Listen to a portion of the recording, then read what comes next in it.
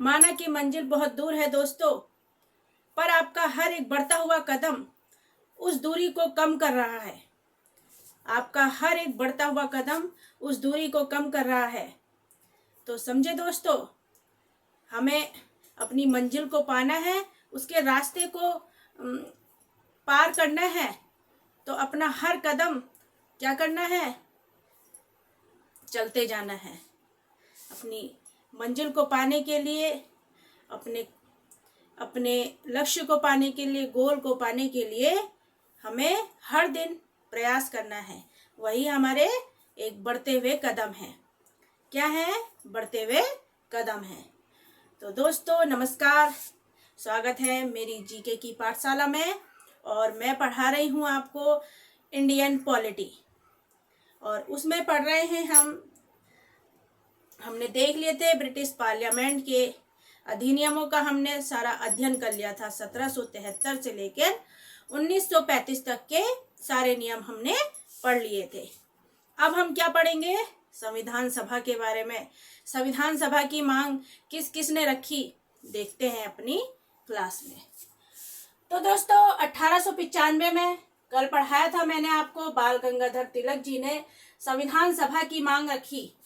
संविधान सभा से दोस्तों ये मतलब है कि अपना संविधान होगा। जब भारतीयों का अपना संविधान होगा, अपने कानून होंगे, अपने नियम होंगे, वो उसके हिसाब से चल सकते हैं। लेकिन वो किसी की दास्ता नहीं स्वीकार कर सकते, किसी के गुलाम बनकर नहीं रह सकते। ये बात सही भी है, इसलिए अपना संविधान होना चाहिए। इसलिए ये संविधान सभा की मांग रखी गई।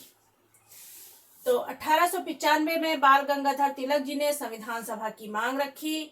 फिर 1922 में महात्मा गांधी जी ने मांग रखी संविधान सभा की। 1924 में स्वराज पार्टी ने रखी और 1934 में एम.एन. रॉय ने संविधान सभा की मांग रखी।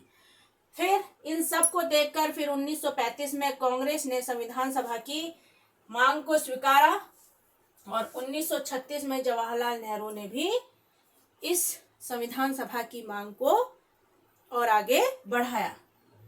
अब जब 1939 में क्या हुआ, क्योंकि जो अंग्रेज है ना, ब्रिटिशर्स, वो ये नहीं कि हम चले गए उनके पास कि हमने अपना संविधान बनाना है तो वो कहेंगे लो आप संविधान बना लो, अपनी अनुमति दे देंगे। ऐसा कोई नहीं होता है।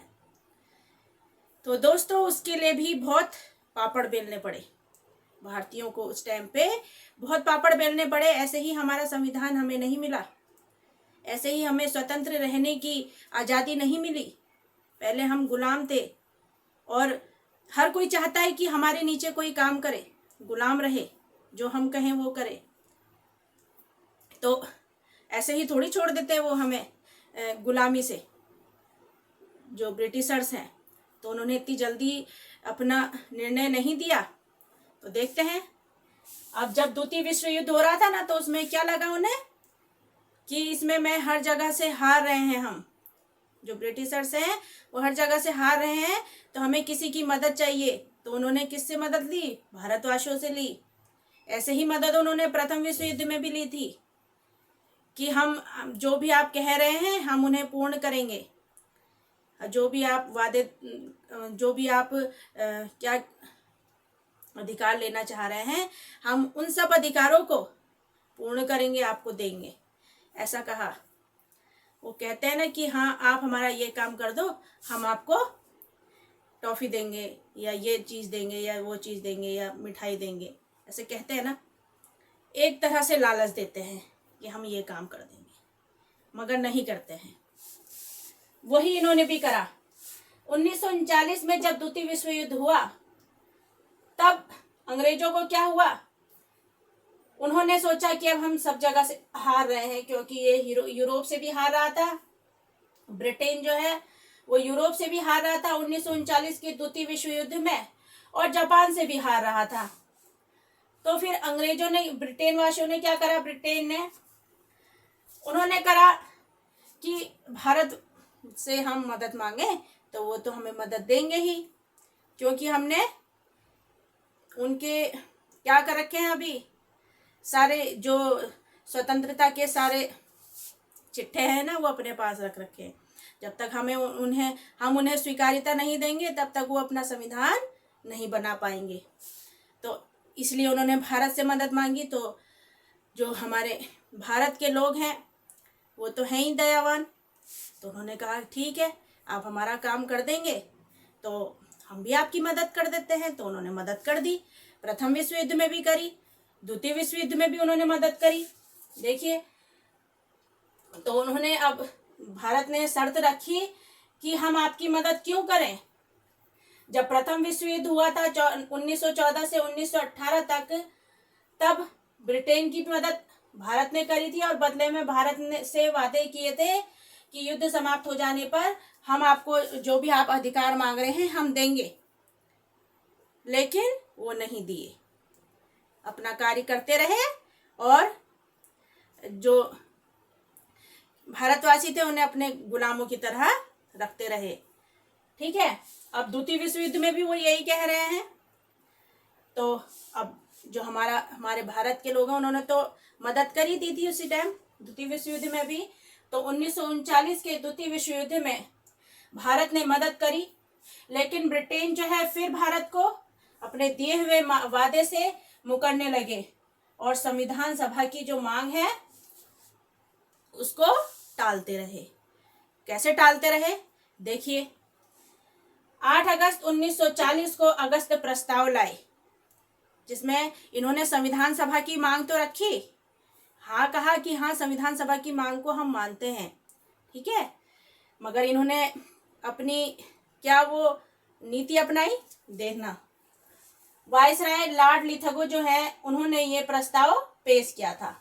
जो लिथगो हैं उन्होंने अगस्त प्रस्ताव 8 अगस्त 1940 को पेश किया था।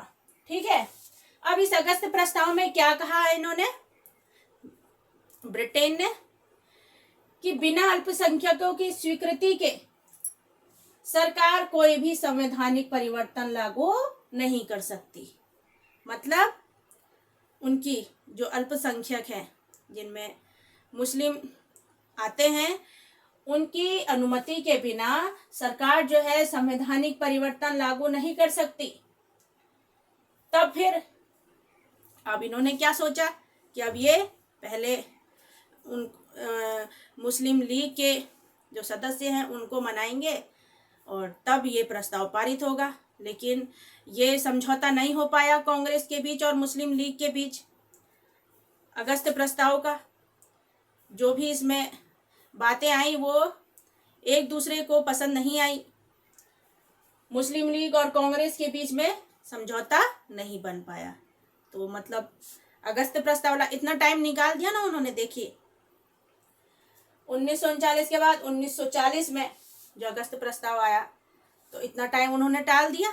ठीक है, फिर अब क्या लाए, 1942 में क्रिप्स मिशन आया। ठीक है, इसमें भी मुस्लिम लीग और कांग्रेस के बीच में समझौता नहीं बना, एक दूसरे के विचार नहीं मिल पाए। क्रिप्स मिशन में भी शिमला समझौता हुआ 1945 में, और जो वेवेल योजना है ये शिमला समझौते के अंतर्गत ही थी, जिसमें क्या कहा गया कि पाकिस्तान और भारत के बीच जो कश्मीर के साथ जितने भी विवाद हैं उनका हल आपसी बातचीत के जरिए शांतिपूर्वक करेंगे। तो ये भी सफल नहीं हो पाया क्योंकि इसमें भी विचार नहीं मिल पाए, पाकिस्तान भारत के नहीं मिल पाए। फिर 1945 में क्या हुआ, 1945 में द्वितीय विश्व युद्ध समाप्त हो गया। 1939 में शुरू हुआ, 1940 का टाइम निकाला, 41 का टाइम निकाला, 42 का निकाल दिया। ठीक है, 43 44 का निकाल दिया, इतने साल निकाल दिए। देखिए इतने साल निकाल दिए और फिर 1945 में द्वितीय विश्व युद्ध समाप्त हो गया। ठीक है, अब जब द्वितीय विश्व युद्ध समाप्त हो गया तो ब्रिटेन में चुनाव की प्रक्रिया शुरू हो गई। अब जब चुनाव की प्रक्रिया शुरू हो गई तो ब्रिटेन में 2 पार्टियां चुनाव करती थी। एक कौन सी पार्टी थी, लेबर पार्टी, और एक पार्टी थी कंजर्वेटिव पार्टी। कौन कौन सी, एक लेबर पार्टी और एक कंजर्वेटिव पार्टी। लेबर पार्टी की तरफ से कौन लड़ रहा था? क्लीमेंट एटली। और कंजर्वेटिव पार्टी की तरफ से विंस्टन चर्चिल। Winston Churchill. तो जब चुनाव की प्रक्रिया पूरी हुई तो कौन जीता? लेबर पार्टी के क्लीमेंट एटली जीते।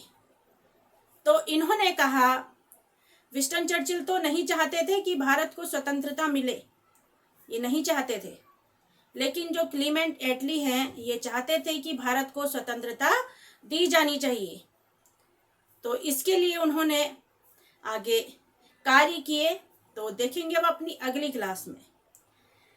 तो दोस्तों देखिए, इतने सारे समझौते हुए, अगस्त प्रस्ताव हो गया, ठीक है, क्रिप्स मिशन, शिमला समझौता, ये सब आए, इतने साल निकल गए, ठीक है।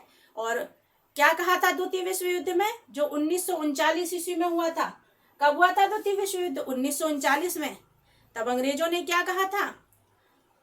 ब्रिटेन ने कहा था कि आप हमारी मदद कर दीजिए और आपके जो भी अधिकार हैं, जो भी आपने अधिकार मांगे हैं, हम उन्हें पूरा करेंगे, हम उन्हें पूरा करने की पूरी कोशिश करेंगे। तो इस तरह से उन्होंने कोशिश करी। मतलब क्या कहते हैं इसमें,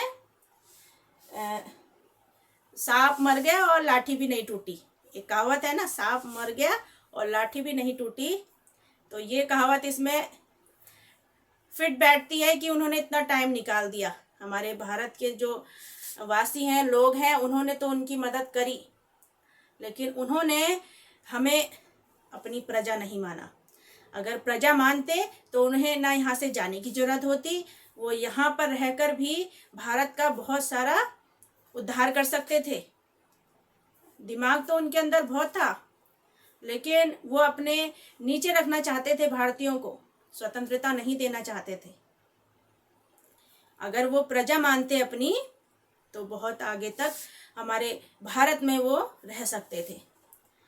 तो इस तरह से संविधान सभा बनेगी। देखिए कितनी परेशानियों के बाद संविधान सभा हमारी बनेगी, और कैसे हमारा संविधान तैयार होगा, ये सारे मैं आपको अपनी आने वाली क्लासेस में बताऊंगी। बहुत अच्छे से स्टोरी की फॉर्म में आपको याद हो जाएगा। उम्मीद है आपको याद हो भी रहा होगा।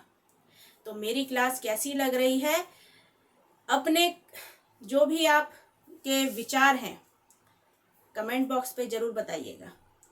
अच्छा लगता है जब आप अच्छे अच्छे कमेंट करते हैं, और इससे लगता है कि मेरी मेहनत सफल हो रही है, जो मैं आप लोगों के लिए कर रही हूँ। ठीक है दोस्तों, तो आप बैठिए मत, पहले लाइक शेयर और सब्सक्राइब तो कर दीजिए मेरे चैनल को, और फिर क्लास का एक बार और आनंद लीजिएगा, पूरा रिपीट करके देखिएगा। ठीक है दोस्तों, तो मिलते हैं आपसे अपनी अगली क्लास में। तब तक के लिए अपना ध्यान रखें, स्वस्थ रहें और खुश रहें। Thank you.